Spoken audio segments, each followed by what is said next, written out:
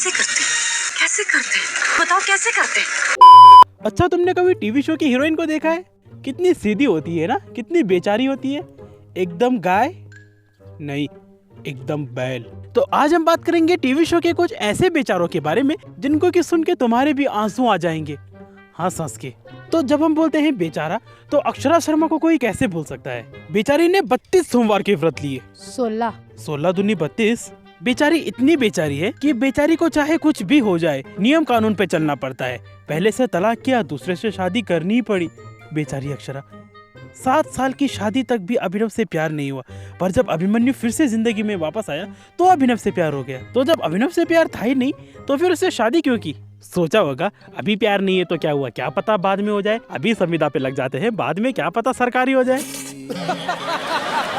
लेकिन अभिनव जी चले गए, बेचारी अक्षरा अकेले कैसे रहेगी? अरे चलो, बेचारी अक्षरा अकेले क्यों रहेगी? पहले अभिमन्यु था, फिर अच्छा खासा अभी मिला था, अब कहाँ से लाओ तीसरा अभी? किसी और से शादी करूंगी तो मेरी अभी वाली स्ट्रीक टूट जाएगी। कहाँ से लाऊं नया अभी अभिमान, अभिषेक बच्चन, अभी मजा आएगा ना भिड़ू। एक काम करती हूँ, शादी किसी से भी कर लेती हूँ, शादी के बाद उसका नाम बदल दूंगी, लेकिन वो वाली फीलिंग कहाँ रह जाएगी यार। मुझे अभी कोई न्यू सा अभी चाहिए।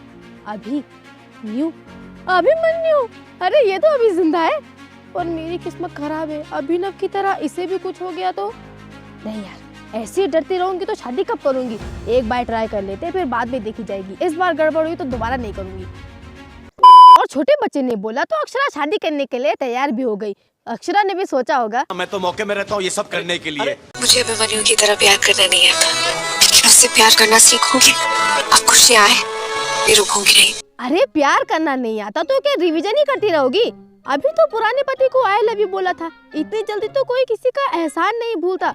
अभिमन्यु की तरह प्यार करना नहीं आता, अभिमन्यु की तरह प्यार करना नहीं आता क्या क्या मतलब होता है? पहले शादी करो, फिर भरोसा ना करो, तलाक लो, घर से बाहर निकालो, फिर बच्चे की कस्टडी के लिए लड़ो, फिर पत्नी की किसी और से शादी होने के बाद पत्नी को आई लव यू बोलो, फिर पत्नी के नए पति को रास्ते से हटाओ। ये प्यार करना सीखना है अक्षरा को? अरे ये प्यार तो गुड़ की वो वैरायटी है जो मीठा तो होता है, लेकिन मुंह में जाते ही दांतों पे चिपक के मुंह को ही तकलीफ देता है। लिच्चड़। अरे प्यार उसकी तरह करो जो बेचारा अभी अभी नरक गया है, स्वर्ग जाता, पर बेचारे ने पाप जो कर दिया, तुमसे शादी। तुम्हें पता है कि अगर टेंट वाला बाकियों से 2 लाख लेगा तो अक्षरा से केवल 1.5 लाख। क्यों? क्योंकि रेगुलर कस्टमर जो ठहरे। अक्षरा कहती है कि अभिनव ने उसे सम्मान दिया है। क्या कर दिया अभिनव ने पिछले 6 साल में जो मैं नहीं कर पाया? सम्मान, जिस रिश्ते में इज्जत ही ना हो वहाँ मोहब्बत ही नहीं हो सकती। और उसके बाद शादी किससे करती है जिसने कि उसकी इतनी ज्यादा बेइज्जती की है। खुशियाँ आए, ये रुकूंगी नहीं। बहन, खुशियाँ आए तो मत रोकना, लेकिन खुशियों के चक्कर में तो थोड़ा रुक जाना। अक्षरा का जिंदगी में बस एक ही उसूल है,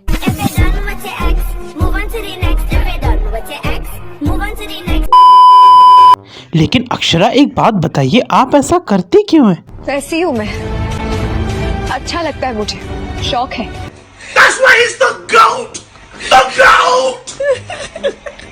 मैं तुमसे प्यार नहीं करता, मैं नंदिनी से प्यार करता हूँ, उसका कोई कसूर नहीं है। काला ने सारा कुछ पर पूरा भला क्या इन्होंने शांति मिल गई, अब तो कुछ भी होना मुझे तो उसकी जिम्मेदार तुम होगी। देखो इस सीन को देखो मौली तो काफी स्ट्रॉन्ग कैरेक्टर थी, लेकिन अगर हम इस सीन में अपनी भड़ास निकाले तो ये सीन कैसा होना चाहिए था, जरा देखो। क्या ढूंढ रहा है तो नंदिनी, जा मैंने उसकी कब्र खोद दी, जा उसके साथ लेट जा वहीं लेट जा। अगर उसमें फिट नहीं आएगा तो मैं तेरे लिए उसी के बगल में खोद दूंगी, जा। तुझे तो मैं कोर्ट तक घसीटूंगी गाड़ी पे बांध के। ये कुणाल तुम्हारे वाला कुणाल नहीं है, ये कुणाल अब नंदिनी से प्यार करता है मौली। ये कुणाल वो नहीं है, अब ये नंदिनी का कुणाल बन चुका है। तुझे नंदिनी से प्यार हुआ है या फिर नंदिनी ने तुझे गोद ले लिया है कि अब तू उसकी औलाद है? ये है पाखी, अनुपमा की बेटी। देखो वहाँ इसमें अनुपमा शो के कितने गुण हैं। भाग के शादी की, फिर पति को टॉर्चर किया तो पति बेचारा, फिर पति ने टॉर्चर किया तो ये बेचारी, फिर से पति को टॉर्चर किया और तलाक ले लिया, और अब इसे फिर से शादी करनी है। क्यों? पाखी बोलती है कि जब मैं किटी पार्टी में जाती हूँ तो सब अपने पति की बुराई करते हैं, मेरा भी मन करता है, लेकिन मैं कर ही नहीं पाती क्योंकि मेरे पास पति ही नहीं है। लात मार के निकाला था ना मैंने उसे बाहर। मतलब शादी इसलिए नहीं करनी कि किसी से प्यार हुआ, बस मन है, जैसे कि अनुपमा शो में सबको होता है। इसे बुराई करने के लिए पति चाहिए, अरे बाकी अपने पति की बुराई करती है तो तूने तो उसमें पीएचडी कर रखी है।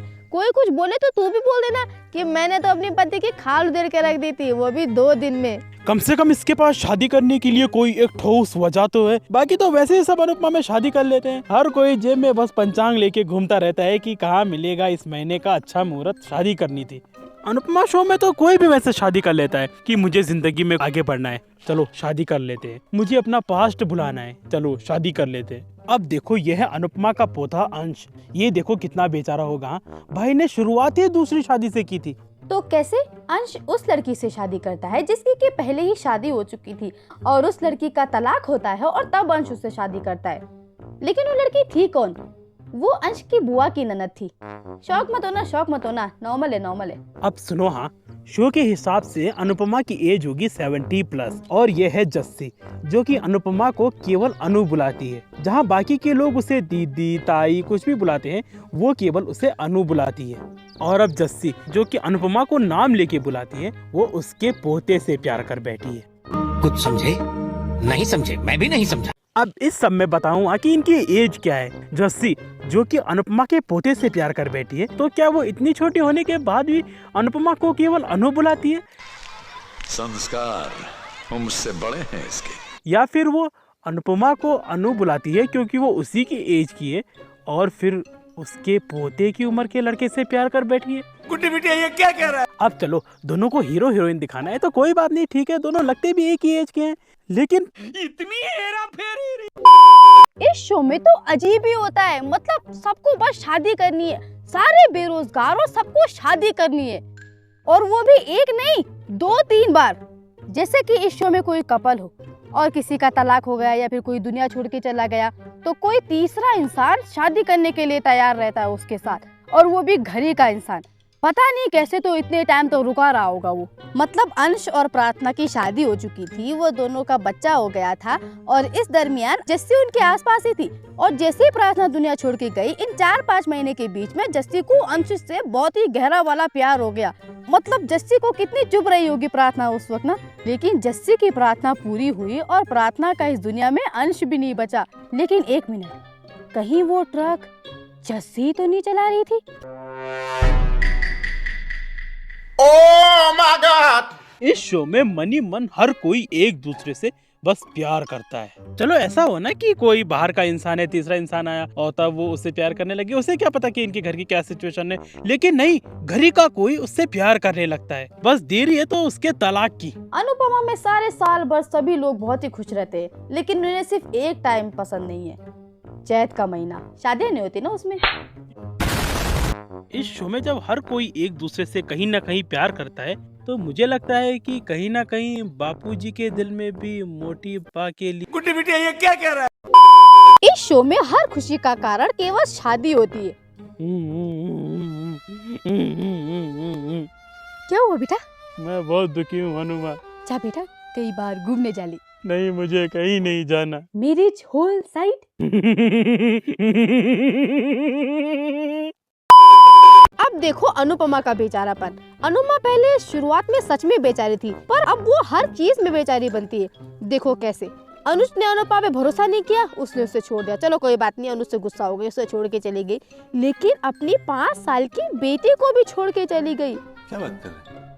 और जब बेटी बड़ी होके खूंखार हो गई तो खुद बेचारी बन गई कि मैंने अपनी बेटी के लिए अपनी बेटी को छोड़ा। अरे बेटी के लिए नहीं, आपने अपनी बेटी को छोड़ा अनुपमा।